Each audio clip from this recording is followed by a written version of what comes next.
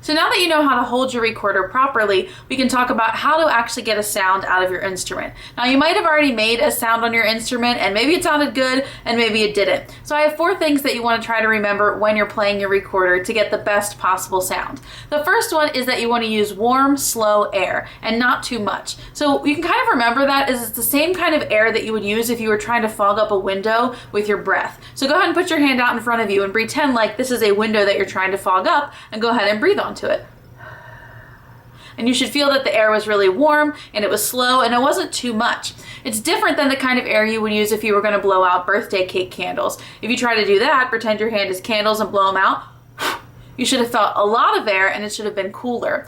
If you use that kind of air on your recorder, it's going to sound like this. Not the best sound. So you want to try to just use a little bit of air and make sure it's that slow, warm air. If you do that, your sound will sound like this.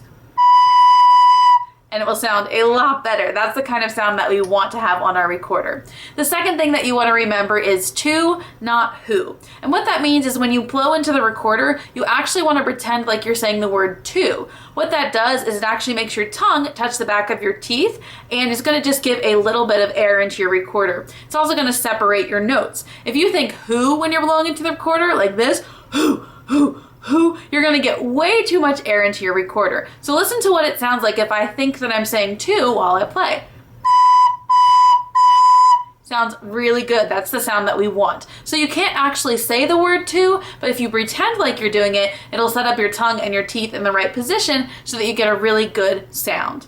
The third thing you want to think about is your posture. If you are playing the recorder and you're slumped over like this, or you're laying on the couch, you're not going to have the best sound possible. Just like how we sit up nice and tall when we're singing, we need to do the same thing while we're playing the recorder, because that enables our lungs to take a deep breath and enables all of our stomach muscles to help us breathe to do their job, and it will give us the best sound possible.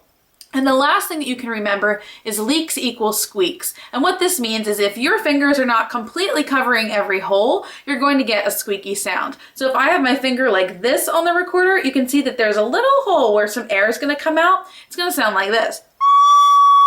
It's not going to sound too great. If I cover the hole completely, then I get the sound that I want. So a great way to look at this is if you practice in the mirror, you'll be able to see if you have any little leaks on your recorder. The other thing that you want to do is make sure that you're pushing your fingers down hard enough. If you don't, air can seep out, and that's how you'll get squeaks. So you should actually be able to take your finger off the recorder and see a little indentation of where the hole was on your finger. And I like to call them recorder warts. So if you take your finger off and you can see that circle indent, you know that you're pressing hard enough. If you can't, you need to push a little bit harder so that you'll make sure that you'll cover the hole completely. So if you remember those 4 things, then you are ready to start learning your first note on the recorder, which is B. So if you think you're ready, go ahead on to the next video and we will learn the note B.